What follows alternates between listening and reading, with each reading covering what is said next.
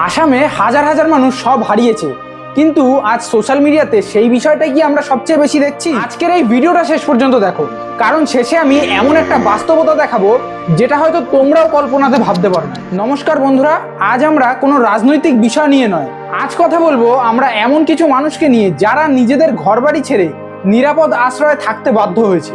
আসামের একাধিক এলাকায় ভারী বৃষ্টি এবং নদীর জল বেড়ে যাওয়ার কারণে বহু মানুষের বহু জিনিস ক্ষতিগ্রস্ত হয়েছে। অনেক পরিবারকে নিজেদের বাড়ি ছেড়ে অন্যত্র চলে যেতে হয়েছে এবং যাতে স্বাভাবিক জীবনও ক্ষতিগ্রস্ত হয়েছে। কিন্তু এখানেই শুরু হচ্ছে আসল প্রশ্ন। ভাবুন তো, সকালে ঘুম থেকে উঠে দেখলেন বাড়ির উঠোনে জল। আপনি ভাবলেন হয়তো কয়েক ঘন্টার মধ্যেই সেই জল নেমে যাবে, কিন্তু দুপুর গড়াতেই সেই জল ঢুকে গেল ঘরের ভেতরে এবং সন্ধে হতে না হতেই বিদ্যুৎ নেই, রান্না করারও কোনো সুযোগ নেই। এমন অবস্থায় বউ বাচ্চাকে নিয়ে কোথায় যাবেন? সেটাই হলো বড় চিন্তা।